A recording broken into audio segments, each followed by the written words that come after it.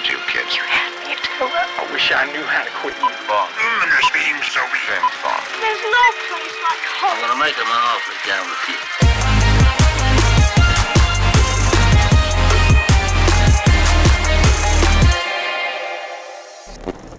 The big problem with movie theaters and the box office right now?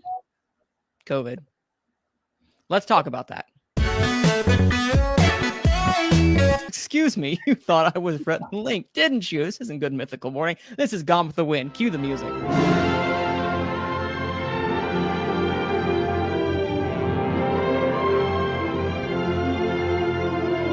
Hey everybody, welcome to Gone with the Wind, the show about award shows where we talk about, you guessed it, award shows. I'm your host, Manning Franks, and today is Sunday, 4:16 p.m. Eastern. So welcome again to the second episode of Season 4. This is officially the 73rd episode of Gone with the Wind. And we have a small panel today. Abe is currently right now watching a double feature of Free Guy and Don't Breathe 2. I'm going to try to watch Free Guy tomorrow night, which I'm excited for. Don't Breathe 2. I'm debating to avoid like the plague until I get to see it on streaming or direct or what have you, because I've heard nothing but garbage reviews. And are we shocked? No. And Malcolm right now, I believe, is still asleep in New Zealand time, because again, he lives in New Zealand. So his time frame is a little different than us. We're a very international podcast. However, I am not alone. You're still gonna get more than just my voice, because that would be annoying for over an hour. I don't know if I could fill that time. Thankfully, I have someone else here with me to fill in that time. I have Dan Skip Allen. Hey, Manning. Welcome back. I'm glad to be back. We got a lot of good stuff to talk about. You sent me the notes, what we're going to be discussing. And of course, I had to interject my own idea, what I wanted to get into the thing. It's not even my show. It's your show, but that's how nosy and needy I am. But I don't mind talking about your points. No, it's your show. You said it, not me. I refrain from ever commenting. Hey, we gotta have a laugh. We gotta have a laugh. We gotta enjoy ourselves. I'm always up for whatever we're talking about, and I'm gonna have a blast and put my 2 cents in. Hey, you know what? Funnily enough, the where I work for at News 2, WFY News 2 in Greensboro, we have an actual segment called 2 cents. So every time I hear that, I get like PTSD. It's like 2 cents, my 2 cents. I'm not kidding. I'm kidding. I just hear it quite often, and it's kind of hilarious. It's become kind of a vernacular. Like whenever I want to refer to okay, this is a big tangent and I apologize, but basically I use now, that's just my 2 cents, instead of using the phrase, what are the other phrases now? See, all I know in your opinion, that's just my opinion. I don't say that anymore. It's always, that's just my 2 cents. Okay. I like it. Thank you. Well, anyway, this is not what you're listening for. This is not Manning discussing his work. Manning's getting away from his work temporarily. And in fact, he is also currently talking about movies with Dan. That's the new title for Gone with the Wind just for today. Movies with Dan and the Manning. Until Malcolm joins us, which again, I hope will be a little bit later. However, we're going to start off first with Dan. What have you been watching this past week before we get into our big topics today? Well, since the last time we have talked, I have seen 9 Days, Respect, Free Guy, Don't Breathe 2, a review of Coda. You saw the Suicide Squad already. Yeah, Coda. Finally, I got to see Coda. This has been a running thing with Manning and I for since January. Finally got to see Coda. Wow, what an amazing movie. And hopefully by the end, we'll talk about its Oscar chances. Yes. Hopefully by the end, but we got a lot to talk about. Yeah, and that's what I'm also going to, we're gonna, at the very end, one of our topics is going to be like, Oscar locks from this past year, because we've had a couple of movies that have come out that aren't quote unquote Oscar movies, which I think that's another topic for another day about what makes a movie an Oscar movie. But there are certain aspects of the films that happened beforehand that I wanted to talk about later. So below the line, Dan's over here being like pointing down and like, yes, Dan, your name is Dan. Dan, what do you point? Oh, yes, below the line, yes. But before we get into that, I saw a movie that I was super jazzed about. And Dan, you said this is one of your favorite movies of the year so far. And I, for one, am quite perplexed. However, considering this is the same man that did A Ghost Story, which I do not like at all, David Lowery's The Green Knight, which really saddens me because y'all know how excited I was to see this film. I was overjoyed. The trailers got me so hyped. The cinematography, by the way, is gorgeous. There is nothing that is wrong from an aesthetic standpoint. And while I'm not going to say this is a lock for cinematography, I don't think it is. Perhaps this will, it depends on what else comes out. And this needs to be in the conversation more. Maybe costumes, maybe production design, definitely some below the line things. I don't know. But from a quality standpoint, I get where the love is coming from. However, this is very much, if you don't like A Ghost Story by David Lowery, you might like this a little more, but it's still in that same vein. And that's what kind of put me off, because David Lowery as a filmmaker is someone that I don't necessarily care for in the way that he kind of, it's the way the shots linger and it's the way it kind of rolls on without any sort of character depth. Not saying the characters don't have depth. I just don't care about anyone in this movie. Like, even in just the kind of the small ways, Dev Patel, in just his natural charisma, I think he's astounding and a perfect cast. I just wish that I cared about Sir Gawain, or whatever they call him. They say like three different ways. They say like three different ways in there. They pronounce it differently than what we all would pronounce it. We say Gawain, but they say it Gawain. So whatever. Gawain, they say it different ways. Tomato, potato. Yeah, there you go. Aunt, all that fun stuff. It lacked a lot of, and it was very, and we'll talk about this again when we talk about the Suicide Squad, excuse me. It felt very, cynical. Empty. It was empty and cynical. But also inspiring at the same time. It was cynical in a way that it portrayed, humanity and its relationship with nature, which, while I thought was this is a movie I'm going to be watching a lot over just to get the themes. I think the themes are brilliant. It's the way the themes were presented that I just was kind of bored by and very much, my attention was not grabbed. But you said you loved it. I want to hear what you have to say. Please rebut me. I love this movie, and all the reasons why you're saying you don't like it, I love it. Like, wow, the cinematography is just a breathtaking movie to look I agree with that. You rarely get this kind of moody, kind of atmospheric type of movie, and we don't. I've been a fan of Dev Patel ever since I saw him in Slumdog Millionaire. So I guess I'm a little biased there because I love Dev Patel. I mean, I could watch Dev Patel read the phone book and I'd be entertained by it. Same. A phone book. Oh my God, what's a phone book? Okay. Yeah. Okay. Oh yeah, those don't exist really anymore, do they? Yeah, we'll put that behind us. But the story about what a man's legacy is and what he wants to leave behind and how he wants to show the world who he is as a person.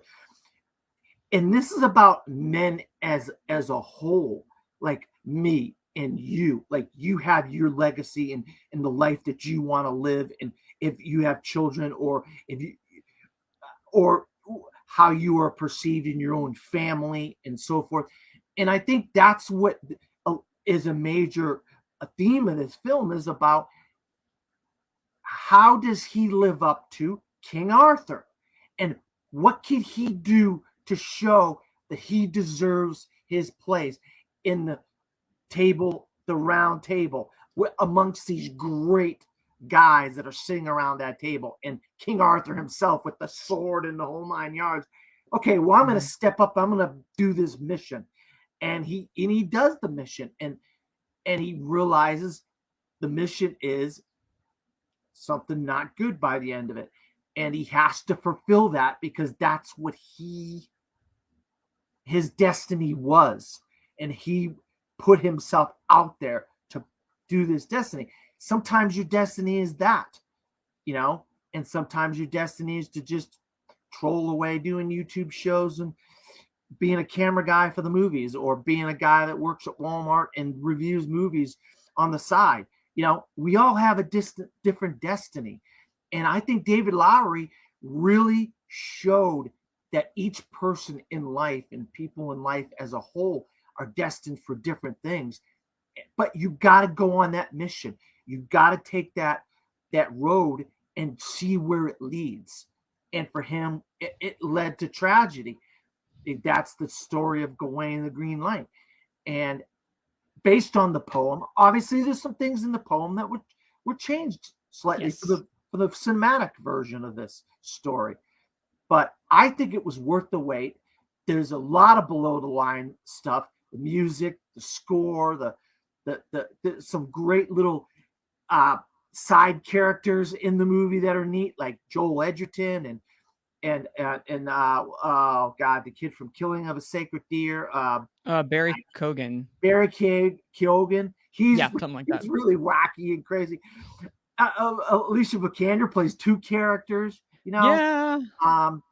The guy that played the Green Knight was really great. The makeup and things, what he's covered in is like, and he just gives us like roaring, powerful kind of performance.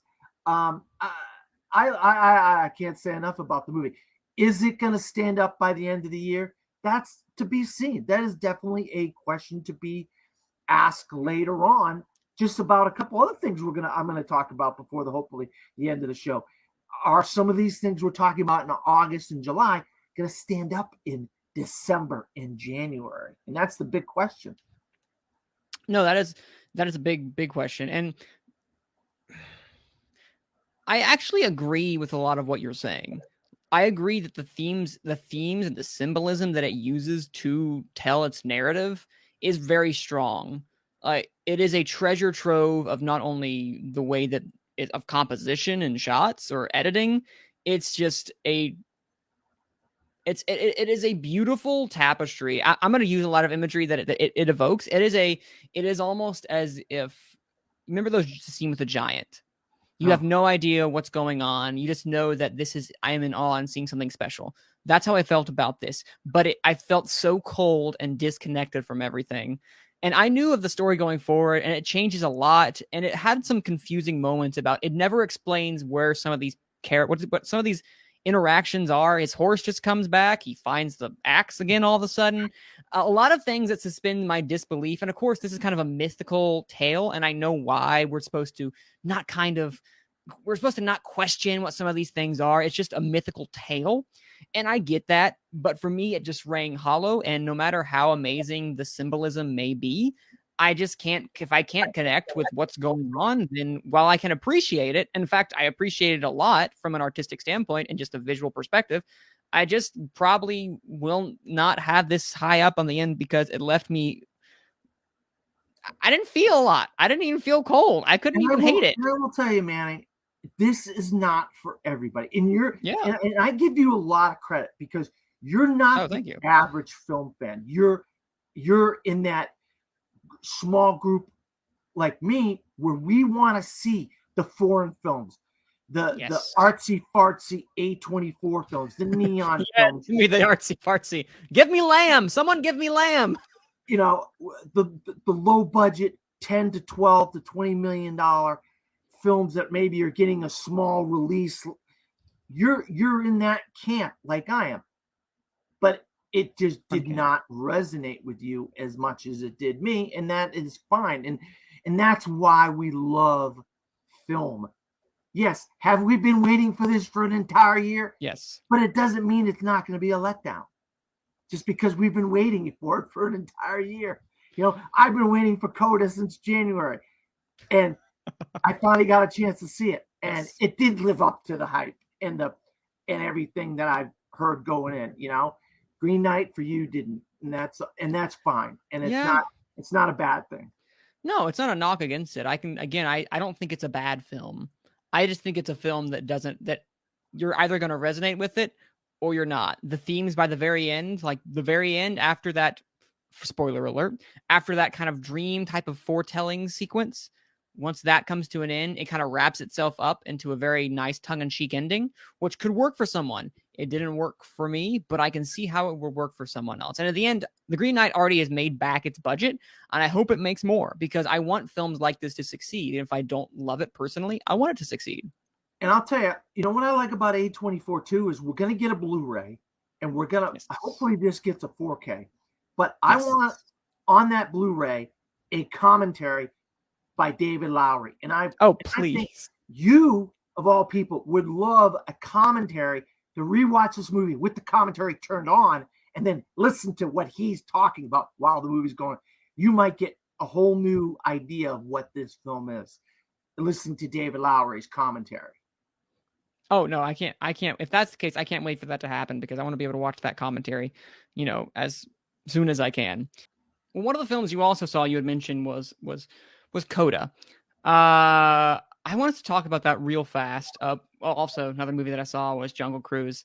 I don't like Jungle Cruise at all. This is a movie I don't like it. I'm sorry. It just did not work for me.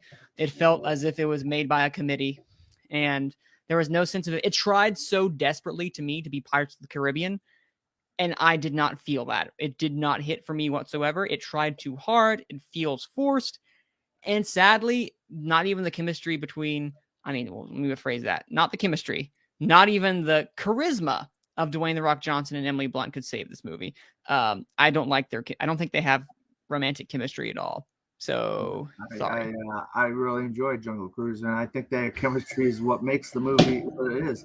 I think they're terrific together. They even in like the press junkets and stuff, you could see how perfect together they are, and what a great combination. Yeah, is there a twist in the movie that's kind of a little odd and off the wall? Sure there is, but the mix of Pirates of the Caribbean and what's the other one Indiana Jones. I thought it was a good combination. Put those two, ram them two together and do kind of an adventure. And the cat, I love the cat and the villain of Jesse Plemons is the villain. Okay, Jesse Plemons is great. I love him in everything. But I am, like I said, all film is subjective, man. And you're entitled to your objective opinion on it. Is this the year where I'm like I just hate every movie that I see because I'm over here like I haven't loved a film as much as I wanted to? Am I just being? Tell me, Dan. Am I just being cynical this year? I think you're growing older and you're becoming more of a film critic than you want to admit. No, stop it, Dan. No, don't say that. I'm looking forward to, first off, why do they need like a $200 million budget for this thing? That's what I'm also that was a lot. They could have brought that down a bit. I do want some more adventure films. I just wish this adventure film like hit for me because it just lacked any of the thrills. Maybe like some of the set pieces at the very beginning when Emily Blunt and what's his name? Jack. Was his name Jack? No, not Jack. Was it Jack? No. I want to say Jack. No. Why am I forgetting? I forgot I see so much and whatnot. I just forget. I know. But I agree. They do have chemistry. I just did not find it to be romantic chemistry. And that kiss at the very end, I'm just over here wondering, like, nope, don't, romance. No. Yeah. I don't know why. Maybe it's just weird. It's weird. I've never really seen Dwayne Johnson as a romantic leading man. So it's definitely, a long way. Different. Frank. That's it. Frank. Jack. Frank. Yep. Frank. You're right. Frank. But also you saw Coda. So I want to hear your thoughts upon Coda real fast before we get into our main topic of the day. Well, let me tell you something. I missed Coda at Sundance, and I really regret it because I don't know why I didn't see the tea leaves on the first opening day movie. Why didn't I get a ticket for that one? Dummy me. And of course, everybody was raving about it the next day. I'm like, and said I have to wait till August to see it. And it's been one of the most anticipated movies of the entire year since Sundance. And the fact that this is a movie about disability, but it doesn't placate to people that are all about disabled people and this kind of thing. And it's about this girl who loves her family and loves being part of this family, but she has her own voice, literally has her own voice, and she is amazing. Amelia Jones is her name, and she is incredible in this movie. But also Eugenio Derbez as the music chorus teacher or whatever. He from Overboard. If you haven't seen Overboard, the remake, see that. It's funny. He's great. This guy is a Latin actor who doesn't do a lot of American films. Just the whole like tight knit community of this fishing community, and how the times are changing and how they have to change with the times and stuff like that. And the brothers subplot that they really don't touch on that much, which is a great little subplot in there. And I'll tell you right now, we're in August. Yes, we are in August. And we have a lot of months to go. September, October, November, December. 4 months. I really, and we wanted to do this at the end, but I have to do this now, Manny. This is definitely a contender for one of those 10 slots for Best Picture. If you can't look at this movie and watch this movie and say this is relatable on so many levels to so many different communities and so many different people of walks of life, struggles, disabled community, teenagers, coming of age. I mean, it checks so many boxes. It does. And there's a great soundtrack. If you haven't, go get the soundtrack to Coda. This classic. Etta James. There's oh God, what's her name? There's a singer, Joni Mitchell song in there. Go get the soundtrack on Spotify or whatever. And Spotify's not a sponsor of the Gone with the Wind podcast. I'm just saying. No, we're on it. Yeah, but this movie right now, you can't literally say that about many movies, if any. But this is a legitimate contender for one of those 10 slots right now. And I can't say enough. I gave it 4.5 out of 5 stars on my review. And you can find my review on my Facebook or Pinterest, Twitter or Instagram.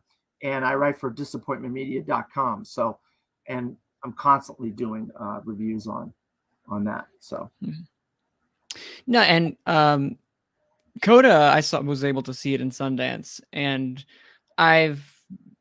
which is a weird feeling to be able to see a movie before everyone else. That's never happened to me. So I'm gonna take that with me to the grave. That'll be the one exception that I see. Regardless, everyone from Amelia Jones to like Marlee Matlin, who is she's already won an Oscar. She's already an Oscar winner. One of the youngest ones, wasn't she? Mm-hmm. The Children of a Lesser God. Wow, nice pull. That Coda is, while to me conventional in its storytelling, there's nothing that is like, from an artistic standpoint, there's nothing that is revolutionary. But it doesn't need to be. Not every single movie out there needs to be push the boundaries of filmmaking. Not every movie needs to be a Boyhood or a Birdman, as we had that same year. There's no particular directorial style like a Wes Anderson or a Tarantino or, anyone of that matter. This is just a very straightforward telling from a community that is not only sometimes shunned upon, but does not really have a film or too many films of this caliber that represent a plight and of what happens when movies about disabled people in some form. Yeah. Don't get the light shined on them that often. Agreed. And especially what I was going to say is that Coda means child of a deaf adult. And it highlights that, played by Amelia Jones, as I want to say, who does an amazing job of grounding this movie. We don't get the perspective a lot of what does it mean to have a family and being the one person who can hear, being the one person who is able to hear, and what that dynamic plays and how that dynamic plays out. It's very real. It's very raw. It's very emotional. It'll leave you cheering. It'll leave you crying. I'm not exactly, it's not one that I'm over here like saying, yes, the best movie of the year, but it is such a sweet heartwarming story. It's made with such care, and it's made with such respect to a community that is often overlooked. And I think that this is just it's such a heart-wrenching story, and a heartwarming story at that. That Coda to me kind of transcends this idea of it needs to be a larger studio film, because Apple paid $25 million for this. They were like, this is going to be our pony, and Apple's going to put money behind this. I think they also have what's the movie by Joel Cohen or Ethan Cohen, or is it Joel Cohen? Oh, I can't. One remember. of the Coen brothers. It's the Hamlet. It's the Hamlet. Oh. I think they have that, but I don't know. Either way, they're going to throw money into this. You don't spend $25 and not try to put an Oscar campaign for million. this. What was that? You said $25. Yes, they spent 25 million. Excuse me, $25. They spent 25 whole dollars, the biggest in Sundance history. Can you believe it, guys? How about this guy right over here? Does this guy remind you of Coda a little bit? That guy right there? Minari? Yeah. In a way? Yeah, I would say it's actually, in a way, it does. It is about a marginalized community that's not talked about hardly enough. About the it's less about the American dream in Coda. It has elements of that, but it has still that same flavor of following a family that has to navigate what it's like to live in a world that is not has some sort of ableism and has some sort of racist, and in this case less about racism as in Minari, which again that was not the main point of it, but more along of navigating what it's like to be different from the I guess the predominantly white population in the area. But also for Coda, more about the ableism and what that has to do with the daughter and trying to relate to her own family, when in actuality she's just like, she wants to sing, and for a family that can't speak, can't hear, and they can't hear. They can speak. You're right. Excuse me. They can't hear. They can speak, but they sign.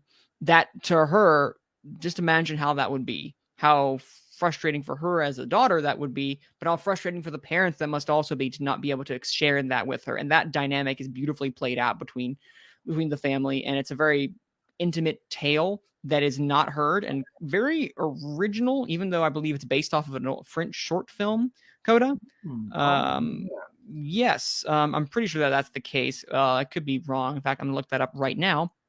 That line of there was a line of dialogue from Marlee Matlin, and she's like, "What are you trying to do? Make fun of us? You're trying to be a singer? You're trying not word for. I'm not saying word for word what she said, but what are you trying to embarrass us? Oh, you're going to be a singer because so we can't hear you. So now you want to be a singer, and it's not about that. It's just about finding your voice, literally finding your voice as a human being, and it just so happens that she is a singer."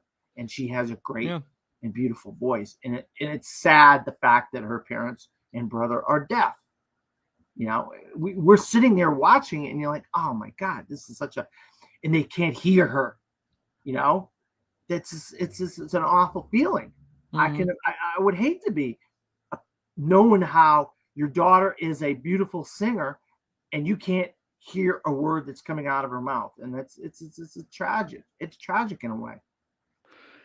Now, I want to say that this is an English language remake of the 2014 French film La Femelle Bélier, which was directed by Eric Lartigue.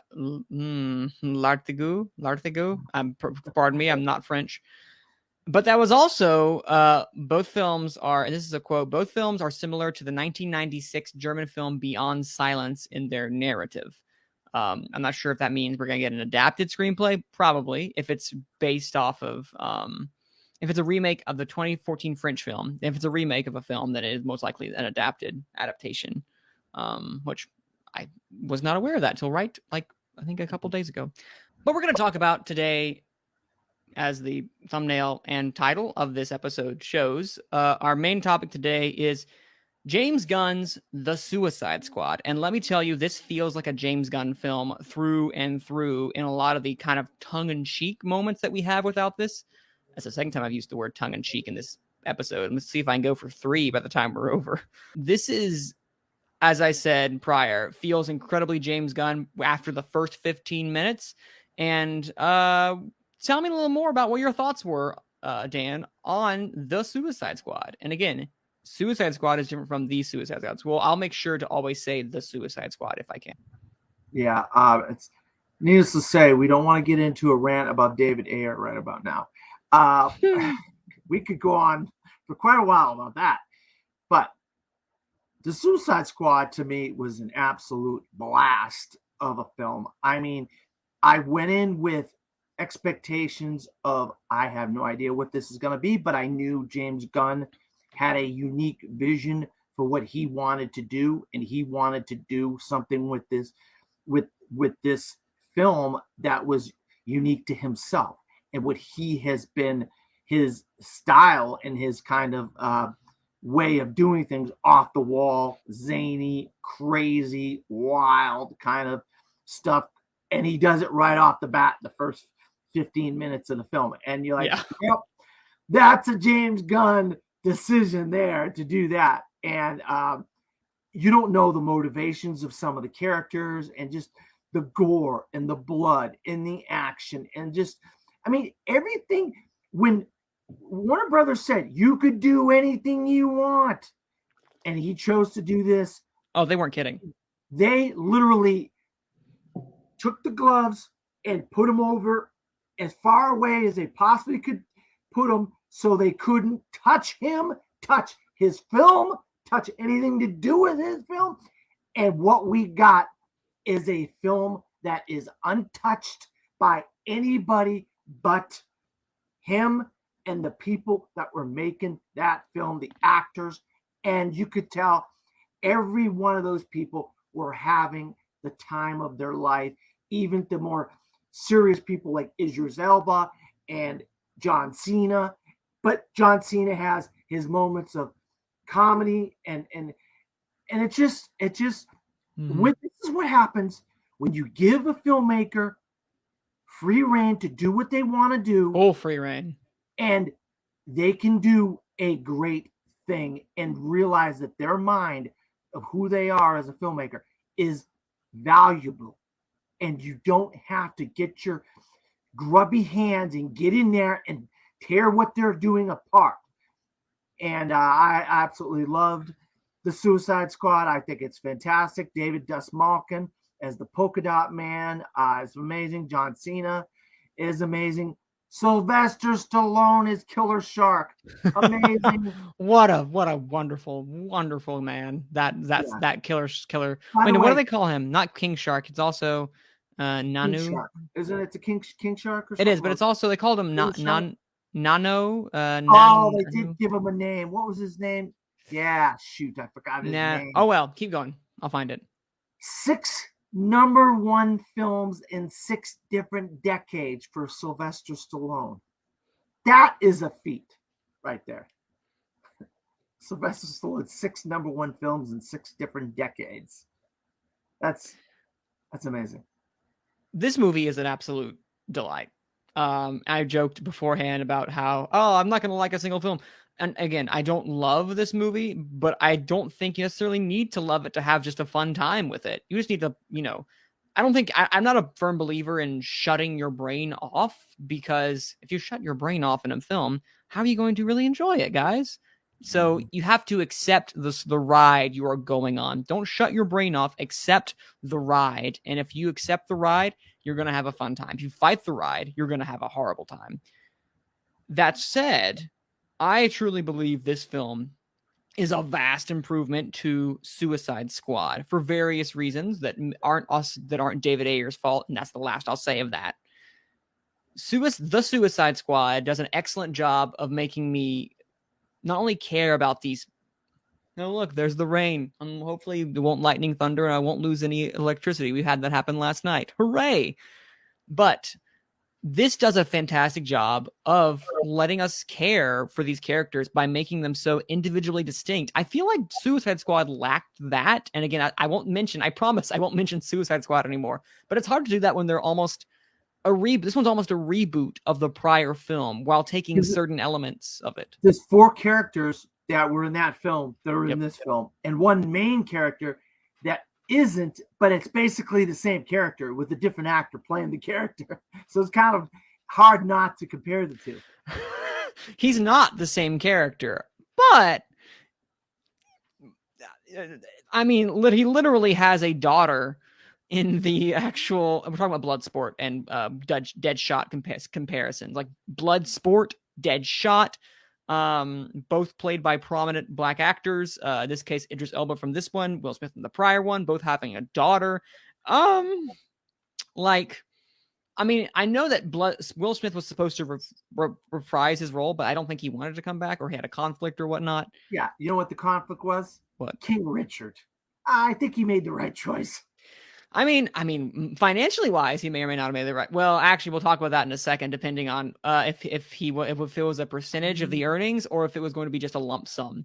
Regardless, I think that this was an absolute blast in the theater. Do I think it's imperfect? Yes, I think it's very imperfect in the way that it kind of not all the humor lands, and I think it kind of sacrifices some character development for just shock value and humor, which really hurt because some of the characters I really enjoyed not only did things that were deplorable stuff happened to them, but that's also probably James Gunn's style as a director, which I think it's very hit or miss depending on if you're on board with that.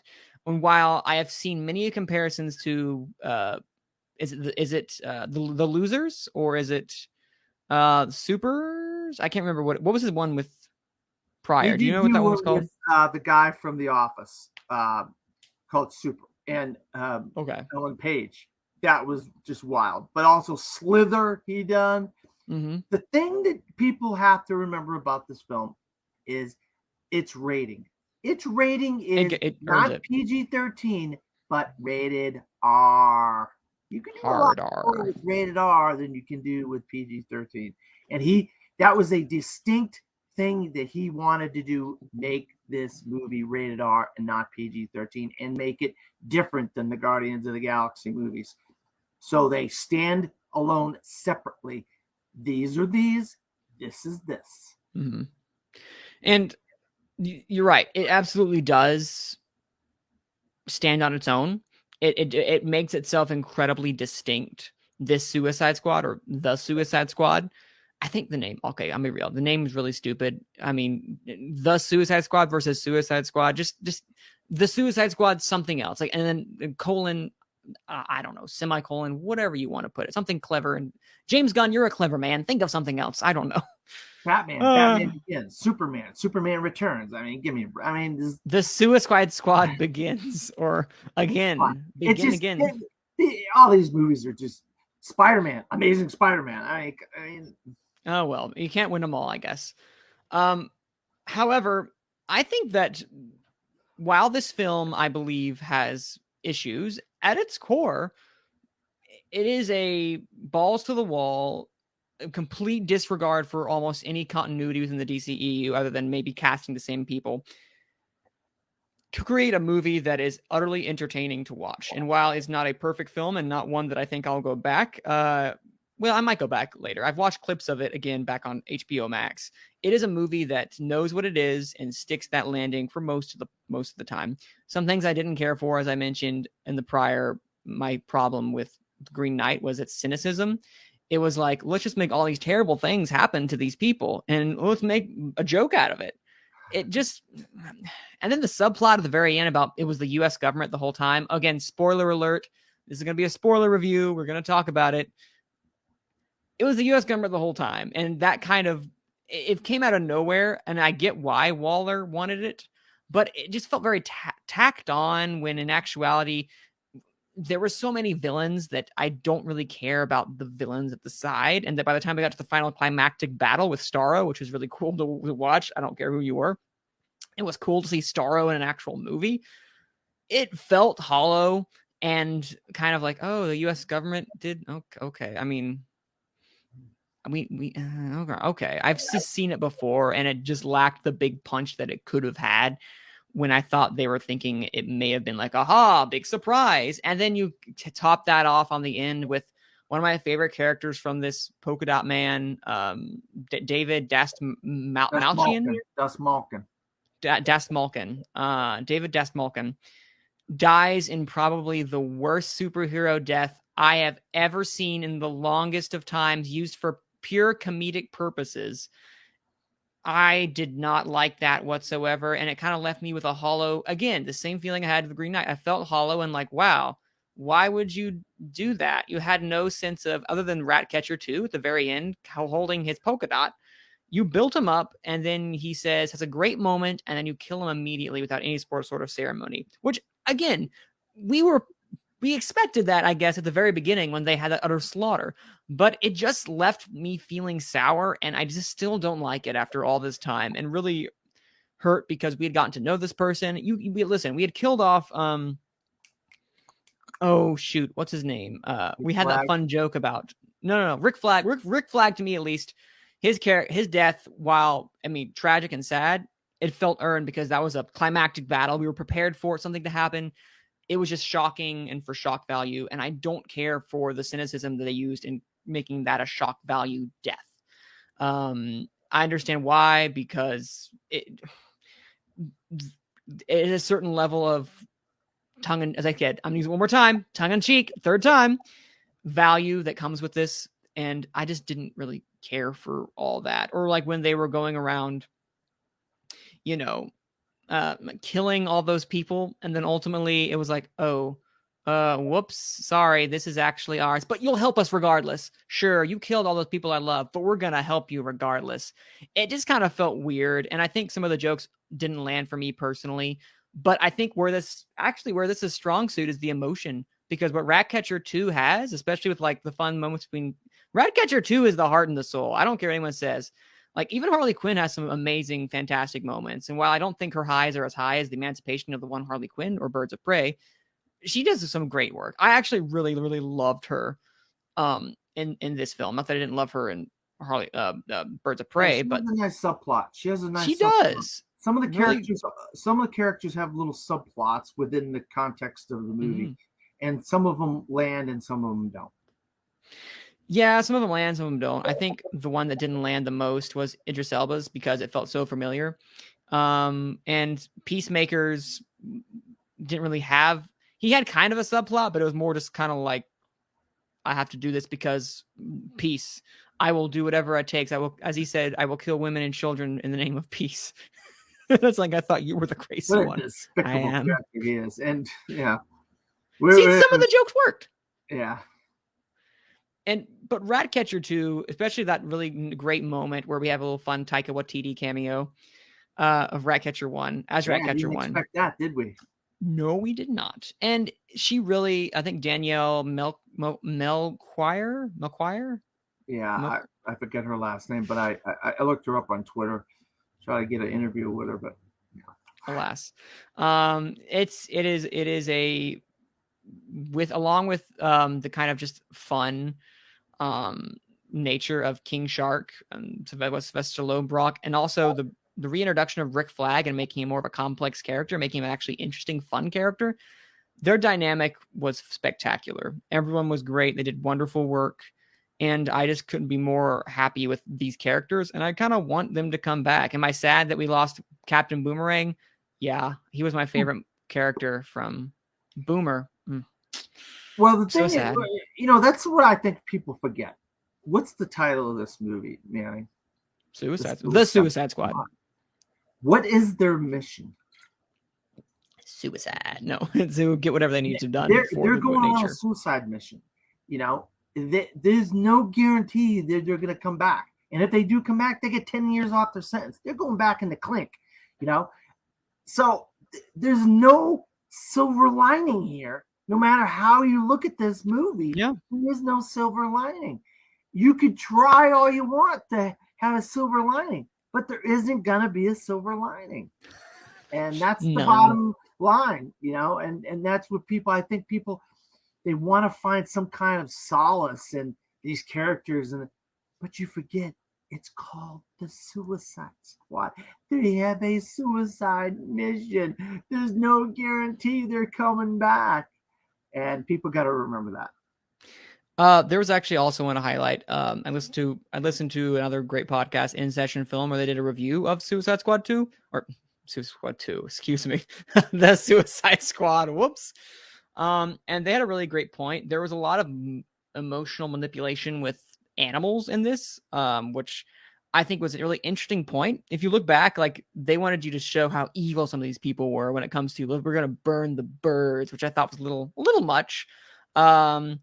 Which I get why they did that. They wanted to make us feel it was evil, but yeah, it did feel as if, well, I was a big fan of like Sebastian and his little fun antics with Ratcatcher and Bloodshot, or excuse me, Bloodsport. You see, they're the same character.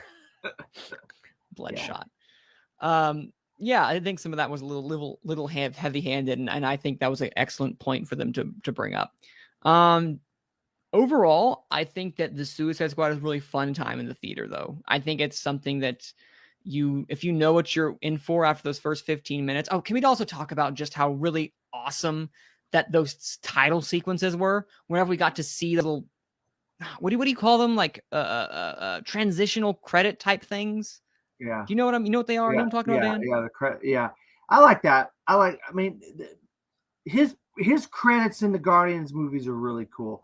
Yes, they really he really puts a lot into the credits, and I always like. That's why you have to stay and watch the credits at a James Gunn movie, because you don't know what kind of weird stuff is going to be in the credits. You know, and the title cards and all that stuff. Yeah, my favorite one was, I think it was Operation Harley or something. It was like, first off, it was Operation Starro, or not something. It was Operation something. What was it? And then suddenly they're like, wait, we got to go get Harley first. And then the fire changed to Harley. That was utterly hilarious. Or the very beginning when Savant, his blood in the water, creates Warner Brothers Presents. That's just clever. Yeah. I mean, just the guy is talented. There's no doubt about it. James Gunn is a talented filmmaker. It makes me want Guardians of the Galaxy 3 right now, and I cannot wait what craziness and wildness and amazingness it's going to be in that film. And the script's been sitting on his desk for at least 3 years now. Yeah. I think this is one of the better outings, personally. For DC. For DC, yeah. Do you have any objections to that? Do you think this is top 5? Easily. Suicide Squad's top 5 of the DC cinematic universe. You know, up there with the Snyder Cut, Shazam. I would say Wonder Woman. Yep. You definitely got to put this in the top 5, maybe in the top 4. I might put this in the top 3, just because I haven't seen the Snyder Cut. I just can't commit to like 5 hours. That's just like woo. 4 hours. It's 4 hours, but you can take it's in segments. That's true. That's true. Go get something to eat. Come back. Just do like a little bit there, a little bit here, every other day. However, even though we may think it has a great amount of quality, apparently the box office doesn't reflect that. And that's what I want to discuss, is this box office of Suicide Squad is, I wouldn't say abysmal when it comes to traditional box office standards, but it is incredibly poor and reflects, I believe, on just the ever-changing climate when it comes to movie theaters and the movie-going experience, especially during the time of the pandemic. And as I said at the very beginning, why, there is a big problem with the box office right now. Yeah. And that's COVID. Yeah. The Delta variant specifically. Yeah, you thought the box office was going to come back in June when things started getting back to normal again, and then all of a sudden this Delta variant hit, and then now it's starting to take a toll on the box office. And not to get into Black Widow, but streaming services are taking a hit on the box office. There's no doubt about it. Jungle Cruise, Suicide Squad. I mean, they're just taking a hit on the box office because people are like, why do I need to spend $80 on my 3 kids and popcorn and soda or whatever? That's just a buddy of mine who has 4 kids, and he every time he goes, he spend $80-$90 on a movie. He wants to go to the theater to see his movies, but a lot of people want to just watch it in the comfort of their own homes, and that is not bad, and that's why it's there on the streaming services, and that is cutting into the box office. And with all this stuff about the Delta variant, various weather problems all over the country and this and that and the other, kids are getting ready, parents are getting ready to put their kids back in school and stuff. Hey, let's just sit on the couch and watch Suicide Squad, or watch Jungle Cruise, or watch Black Widow, or Coda's on Apple Plus. You know what I mean?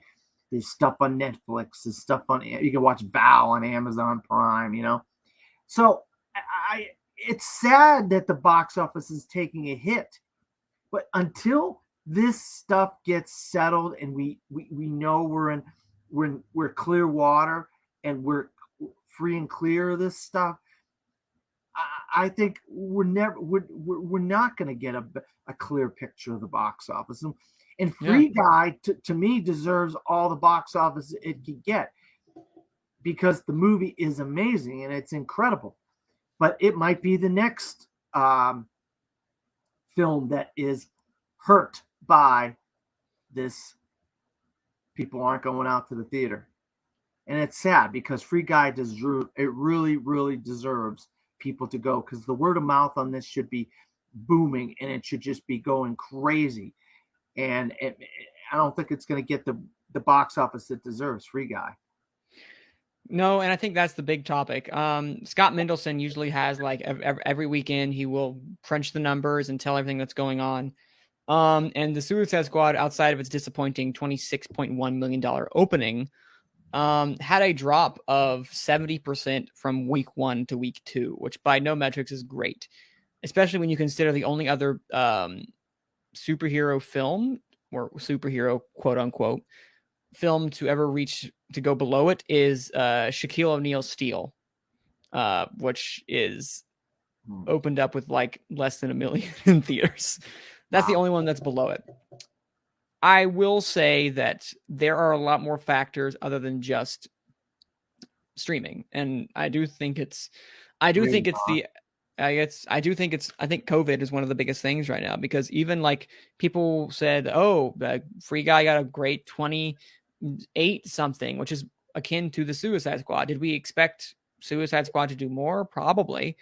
But also, if you look into a fact that it was same day streaming, Free Guy is not. So while Free Guy's numbers are not great in comparison, what people are looking at, you need to take into account that it was the Suicide Squad was there same day.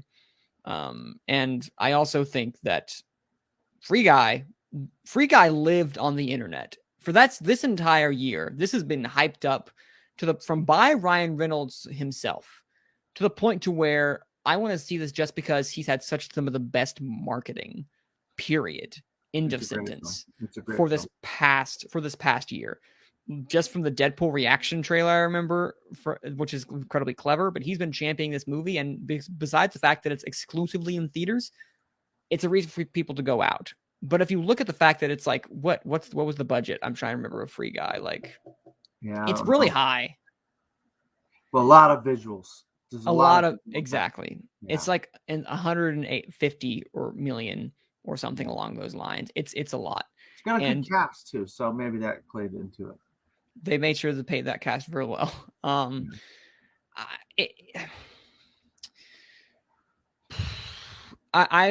worried about the state currently of people really bashing and going down on films because this movie was a bummer, or a bummer in the sense of like its box office prospects. And true, that may be the case, but at the same time, why are we putting so much stock in the middle of a pandemic when we're trying to navigate these waters of, is it streaming exclusive? Is it not? Does it go like X amount of days like Paramount does with Quiet Place Part 2, which I think is arguably the most successful movie that we've seen, but I think also that was at the time when things were starting to open back up. It was one of the first movie-going experiences for a lot of people.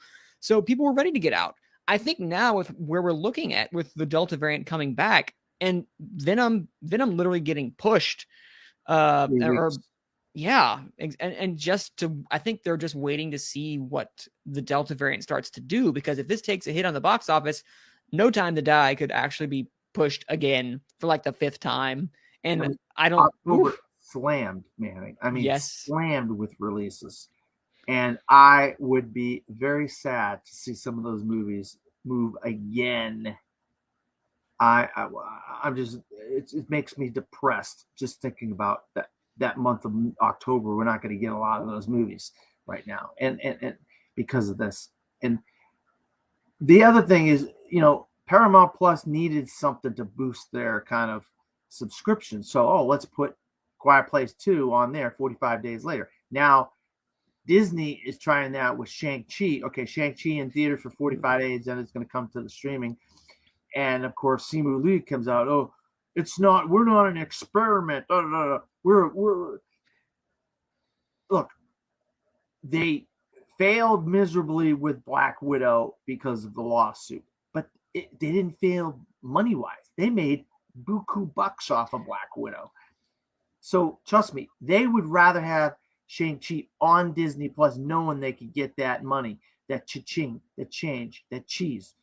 But the failure because of the lawsuit said, okay, we'll do it 45 days later, and hopefully Shang-Chi survives, and makes some money in the box office in those 5 weeks, but there hasn't been a lot of Asian films that have broke out in America. G.I. Joe did not do good at all. Snake Eyes is not exactly a great film. That's it. Yeah. Snake Eyes did not do good at all. Stink Eyes. Snake Eyes.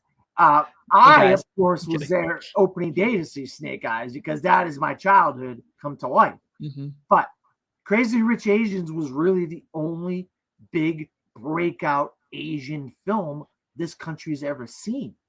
So Shang-Chi has a lot to do, and it might be another film that just pays the penalty of this Delta variant, and it'll be sad because I think it probably deserves, because they're doing press screenings, Manning, Tuesday for Shang-Chi. That's 2 weeks early. That tells you something. They are very pleased with Shang-Chi if they're going to do press screenings 2 weeks early. Well, I will also add to the fact actually 2 reasons. One, I heard, I forgot who tweeted it out. There was a film critic who I retweeted. She was saying that they were only allowing in-person screenings for Shang-Chi, which I feel to be very negligent in a way, specifically when they're saying, well, we're not going to put this on streaming service, so you guys kind of have to see it in person. You have no other option, which I understand from a standpoint of we want to make sure we get butts in seats to maximize our profits. But I feel like Disney has made a lot of missteps recently when it comes to trying to navigate these waters, mainly based upon the fact of you are putting people at risk, vaccinated or otherwise, because you don't know if everyone, has been completely vaccinated. I'm not sure what Disney is doing to ensure that. They could do that, but it just feels the fact that they are doing press. They're literally doing press junkets via Zoom or Skype or whatever you want to call it, but they're making the critics go see it in theaters and not offering an option for people who don't feel safe. I still don't feel safe, even with everything I have, vaccination and otherwise. I still don't always feel safe going into a crowded theater because you don't know where these people have necessarily been. And Disney, to me, is dropping the ball. Bob Chapek is now showing me he is the lesser of two Bobs in comparison to Bob Iger, which we had. Well, for all the faults Bob Iger had, Bob Iger didn't come across as someone, and no offense to Bob, actually offense to Bob Chapek, as someone who comes across as someone who just is in it for, is everything seems like data to him. He comes across as, let's do this to maximize our profits. The lawsuit that stars Scarlett Johansson, which again, she has high grounds unless they deal with it outside of court, from what I've been reading and people I've been listening to. the fact that they went against that, their actual contract does not bode well. And Bob Iger, I know, made a comment that he's not happy. This should have been dealt with a long time ago. The rift was already there, and it's even bigger. But Bob Chapek's comments of, I quote, we actually think it'll be an interesting experiment for us, blah, blah, blah. The prospect of being able to make a Marvel title to the service after going theatrical for 45 days will be yet another data point to inform our actions going forward on our titles. It comes across as very cold. And I understand why, Simu, I think it's Simu Liu. I understand his frustration. Also, I understand why anyone would be frustrated by that, because they're putting their heart and soul into this, and you become across as a data point. And yes, you're running a business, but for Disney, which is supposed to be, this family, really fun, feelings, emotive company, Bob Chapek's comments come across as cold, and in fact, you're just data to us. And it kind of sets the wrong tone for what Disney and Marvel. And I know that while Kevin Feige is still very mad, I'm sure he's not happy by these comments. And I'm really curious to see how long David Chapek will say anything else or just remain in the back, because he does not have the same profile as Bob Iger did.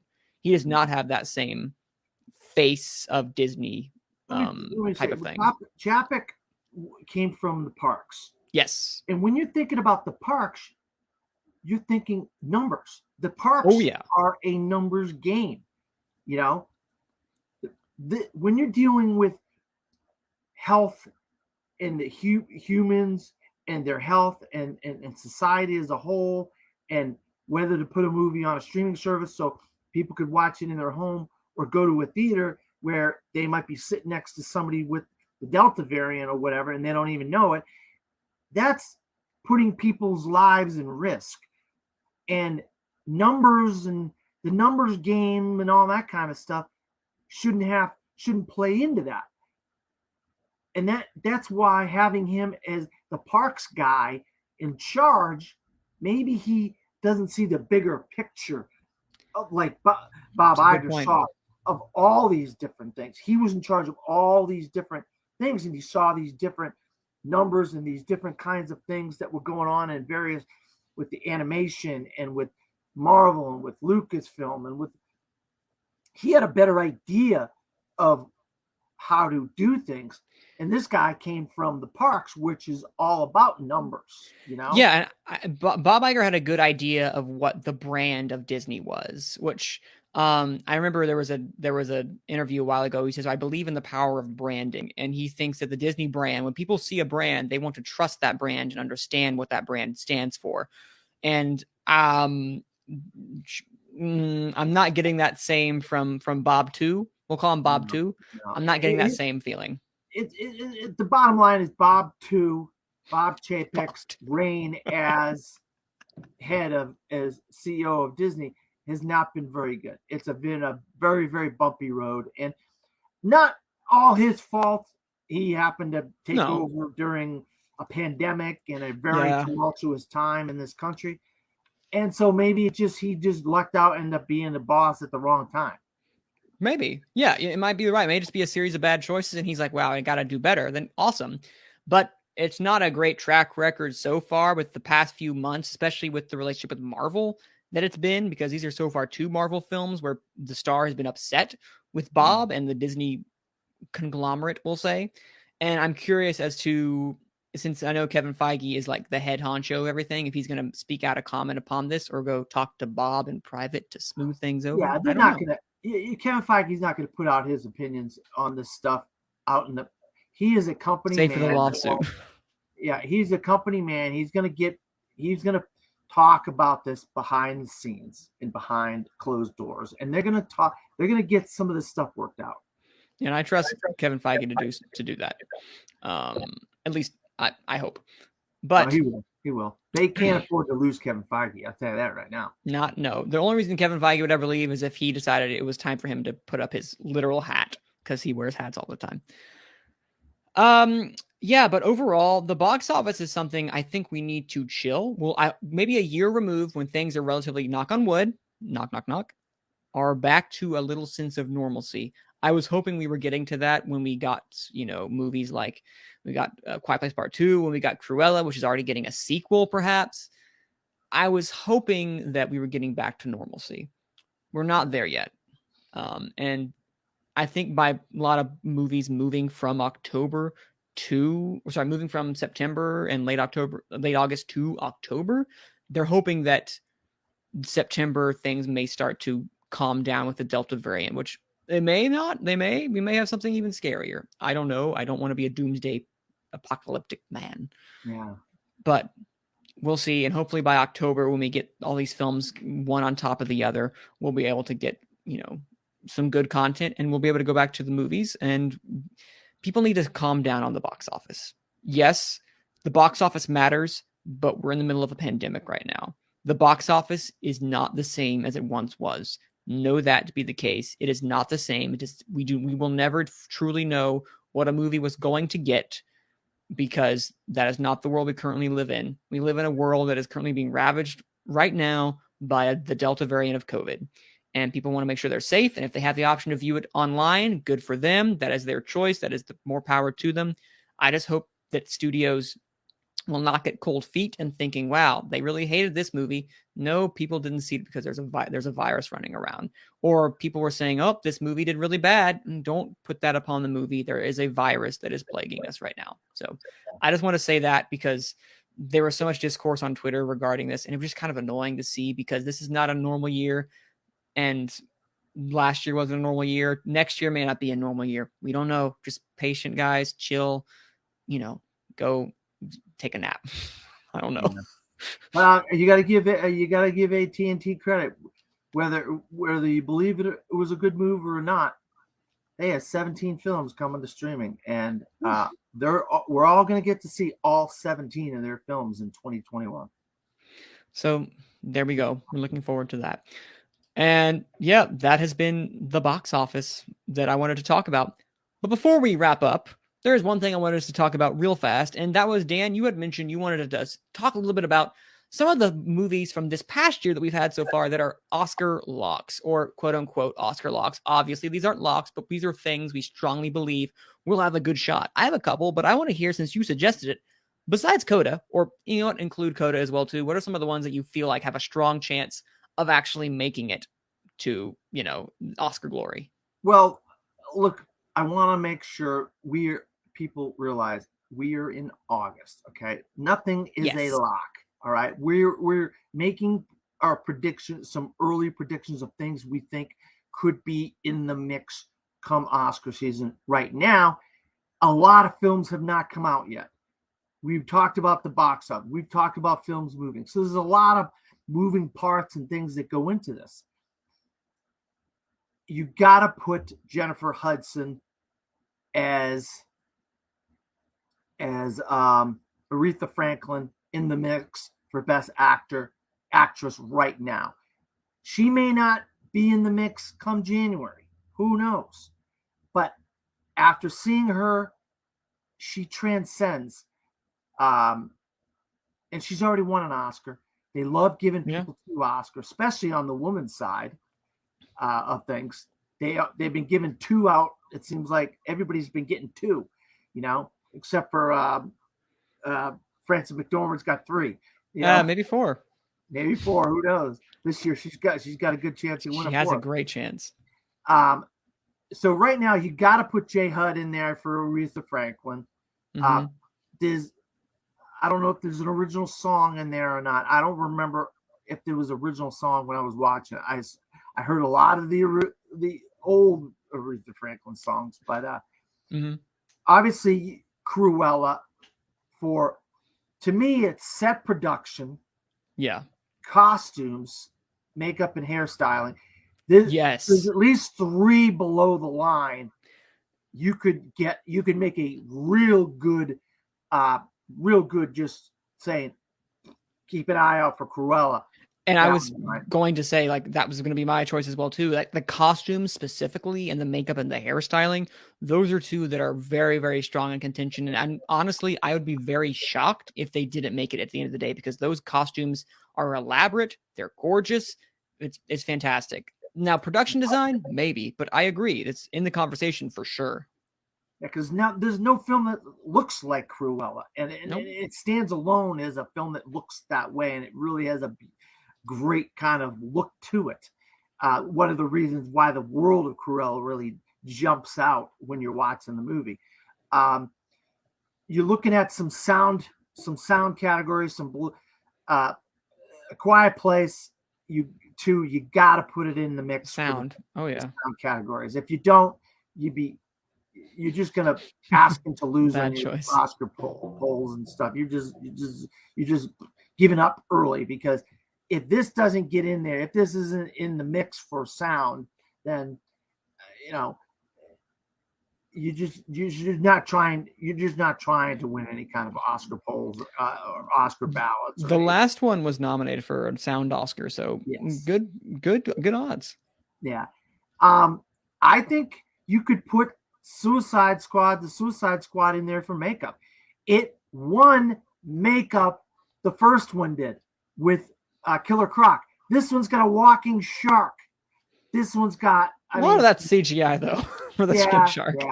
Yeah. But it also has a lot of blood and gore and guts and a lot of.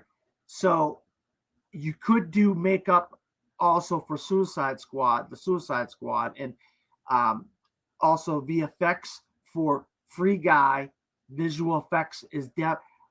I'd be shocked if Free Guy isn't in the 5 for visual effects. Oh, you're shocked. You'd be shocked. I'd be shocked if it's not in the visual effects category. Come the Oscars. The movie is about 80% visual effects, and it's based on like a video game. It's like the movie. It's like a video game world that's going on within Free Guy. So I mean, you gotta put Free Guy in visual effects. I think score, cinematography, and maybe set production or makeup as well for Green Knight. Yeah, I have a hard time seeing the Green Knight making it. Sadly for Dev Patel, I don't see it going below the line. I mean, above the line, mainly because I'd love to get him in there for actor. Hey, you know what? Maybe for the Gone with the Wind awards, we can get him in above. I just have Indie Spirits. I can see him getting an Indie Spirits nomination for this performance. And Coda obviously is. Oh yeah. Just best actress for Emilia Jones. Eugenio Derbez is a long shot, but maybe for best supporting actor, it's a long shot. Best script, maybe one of the script categories for Coda. I don't know what else you could do Coda, but Coda, I think, needs to be in best picture as of right now. This is of all the movies I've seen this year, if there isn't a lock as of today for best picture of any movie, it's Coda. That's my opinion. And I think I can't think of literally any other film that is the same Oscar appeal or that is the traditional Oscar film that is quite like Coda, that has that push behind it. I know it's going to be Apple Plus's Pony again, unless it's the Hamlet that Ethan Cohen is doing. Or is it Joel Cohen? I can't remember which of the Coen brothers is doing it. Hamlet with Frances McDormand and Denzel Washington, right? I'm pretty sure Apple Plus. I'm going to correct myself if they're actually doing that, but I think they are the ones who are. I think they are the ones who are actually putting the money behind that. I could be wrong though. But that's just a handful of the things that I think you could right now that you could legitimately say, okay, yeah, these are in the mix for, and they might be locks. Come Oscar season. Yes. It's not a lot, but that's a few. No, I think that is honestly, that is a good portion, especially for below the lines for Coda. I think you have a good shot of Marlee Matlin getting a second Oscar nomination for supporting actress, or Troy Kotsur, I believe that's her father, who plays for a supporting actor nomination. He was good. The two of them together to me could also, who I think they give some of my favorite performances besides Emilia Jones. They could bring in, depending on how stacked the supporting actor races are, or supporting actor races are, Yeah, I mean, we're respectively. a long way away. We're a We long way are. away. You don't know who's gonna pop up. What's Yeah, gonna it could pop up. be. Remember what's his Again, yeah. face from Sound of Metal last year? We had no idea that guy was gonna be in the mix. Oh, love me some. Oh no, what's his name? I can't remember his name either. Paul. Wait. Racy. Paul Racy. Paul Racy. Yes. We didn't know he was going to be in the mix. The grandmother from Minari. We didn't know she was going to be in the mix. You know what I mean? You don't know. It's just such a long deal. It's a marathon, not a sprint. Marathon, not a sprint. Ooh, I like that. And it is, in fact, Woo Jung-yun, who was our best supporting actress winner of last year. So we will actually see how that plays out, if we're going to be able to get some more films. Like, again, this coming week, we got some more films that are dropping. Again, this past week, we had Respect drop, we had Free Guy drop, we had Beckett drop on Netflix. I'm curious to see what that's going to be like. I haven't heard great things. Have you seen it or heard anything about it, Dan? No, I haven't. I didn't even see it yet. So it is on Netflix, though, for all of us to view and watch. I'm not too. It's the one with John David Washington, which makes me excited regardless. But this coming week, we have Reminiscence. We got Paw Patrol the movie. We got The Protege. We got Flag Day. So that's going to be interesting. No screeners for Flag Day, by the way, for press and film reviews. We tried to get a screener for Flag Day.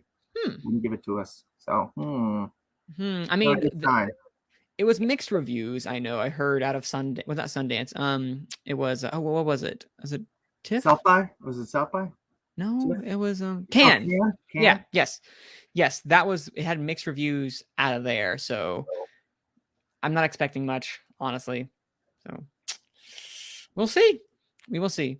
Oh, and let's not forget, Candyman comes out the 27th, and I am terrified. I'm not sure. I might have to wait. It looks so terrifying to me personally. I'm gonna have to wait for it to be on streaming so I can pause it. I got my screening on the 24th. I'll tell you. Oh, nice. Quick story. I was part of a film festival last year, a urban film festival it was called, and I was one day away from seeing Candyman before they pulled it last year. One day. I was like, oh, I can't wait for Candyman. Oh, nope. Candyman gets pulled. One day before the world changed. Well, it was back in like November, October, somewhere in there at this Urban World Film Festival. Yeah, they pulled Candyman last year and put it to this year. So I'm finally going to get to see Candyman. They pulled. Oh, that was still 2020. So we were already in the pandemic by that time. We're already in the middle of it all. That was smart. I think, again, that was a smart move at the end of the day. And hopefully Candyman, they don't push it back again. That would just be it. That's literally the same thing as No Time to Die. They've pushed that film, I think, a lot, haven't they? Yeah. Well, considering it was April of 2020, it was supposed to come out, and now we're gonna get it October of 2021. So, yeah. Woof. A lot of the thing is too. Have you noticed a lot of these movies that were supposed to come out have been ho-hum movies and haven't been like the greatest thing? And it's like, why didn't they just come out? Why didn't they just put them out anyway? I think maybe it's because, like, they just want to make sure that they can maximize as much profit as they possibly can. Yeah. Anyway. Yeah. Like, you got any? Do you have anything that I haven't said about as far as Under the Line, or any that could possibly that we haven't already discussed, or do you think the ones that I brought up are kind of the ones right now? I think the ones that a running thing as the weeks go by. Oh yeah, and I think as we go along, we'll find out, what else there is out there. But I think you've hit the nail on the head. I sadly think that you might have for animated film, the Mitchells versus the Machines. Damn it! I meant to bring that up. Yeah, Luca. I see both of those. That is a lock. I literally would put my money on Mitchells and the Machines being one of the animated Best Picture nominees. That because it's a slim year for animated. It really is. So, and Mitchell's is one of my favorite films of the year so far. So I mean, is it? Yeah. I had it at 2 or 3 on my halfway point of the year. And so it's still probably in my top 10 of the year. Dang. Yeah, I'm glad you brought that up. Forgot all about Mitchell's. That and Luca, I think, are the two animated films that are. Again, there probably could be more animated films. What are the other animated films coming out? Actually, Right, and the last Dragon came out. Oh in March. yeah, I don't think that's going to win. We got Transylvania, Hotel Transylvania coming. We got another Addams Family coming, I believe. We do. Do we got another Pixar coming in November? Or Disney I don't think animation so. coming in November? Something? I think we are full Pixar'd out. We got Sing 2. Sing 2, which I love. Sing. I'll tell you. Sing you is do? one of my favorite anime movies the last 10 years or so. It's just the people, the voices that you're like, oh my God, that's that person singing. Oh my God, that's that person singing. That's, it's like, wow, cool. That was the first time I realized that Taron Egerton could actually sing very, very well. And that's how we got the amazing performance in Rocket Man that he gave. You got that right. He was robbed. He was robbed for an Oscar nomination, saying it now. He got robbed for an Oscar win. Oh, hot take. I believe he deserved to win. I'll be honest with you. If Rami Malek can win for that performance, then Taron Egerton blows Rami Malek out of the water. Out of the park. Agreed. I don't want to compare apples to oranges, but if we are comparing apples to oranges, the orange is a lot better than the apple. Yeah, in this case, yes, it is. Yes. I loved Rocket Man. I love Taron Egerton. Where the heck is Taron Egerton? Where has he been? Is he secretly growing chaps and going to be doing some Wolverine stuff in the future? What's going on? There was a picture on Twitter of apparently him getting jacked. So you might be right. I don't know. No pun intended. Again, jacked. No pun intended whatsoever. Wolverine. Or maybe pun is intended. I don't know. Yeah. I mean, literally, the last thing that he did was Rocket Man, and then he's doing Sing 2, and that's it. Yeah, where the heck has this guy been, man? I don't know. He's amazing. I love him. Oh, wait. Oh, another delayed Kingsman. He's not in the Kingsman, is he? No, he isn't. He is? He's not in the Kingsman. He's not in that. Shoot, I forgot about it. I thought he was in that. He might be. I forgot about the Kingsman. I think he's in flashbacks in the Kingsman, maybe. Oh, maybe okay. not. Maybe not. That was supposed to come out 2 Februarys ago. Wow. Yeah, see, this is how much we've pushed back movies. It's crazy. That's been in the can for something like 3 years. Yeah. Pandemic, man. Horrible. Pandemic. When Disney got Fox, they inherited Free Guy, they inherited The Kingsman, they inherited some good movies. They did. They really did. So now I'm excited to see. I'm actually really excited to see The Kingsman. So I can't wait to see that. But I think that's all the movies that we'll talk about for right now. So Dan, where can they find you? You can always find me at Dan Skipbound on Facebook, Twitter, Instagram, and Pinterest. Also, I'm a film critic in Orlando, Florida, for the website called disappointmentmedia.com. We're always going to disappoint you in some way or another, so might as well call the website that. I love that tagline. Did you make it up right now, or is that your official tagline? No, that's our tagline. That's our tagline. I love it. I love that. And you can find me on Twitter at Cinda_man. That's CINE_MANN. Again, I'm your host, Manning Franks of Gone with the Wind, where you can find our podcast at Apple Podcast. You can find it at Spotify. You can find it at Anchor, wherever you find your podcast. More than likely, you can download us there. Give us 5 stars, rate us, review us, all that fun stuff. And you can also find me if you're in the North Carolina Triad viewing area. You can find me on TV every once a week reviewing respective films. So and this next week we'll be having Jungle Cruise review coming out, and you will be able to get a little taste of that if you watch us on WFY News 2 channel on YouTube or Facebook, and you'll get my hopefully within the next few days. So look forward to that. And of course, watch Gone with the Wind, watch Take 3. You'll find us all here. And until next time, we will see you guys at the movies, or again on the streaming service on your couch, which again, very weird. We promise we won't be there.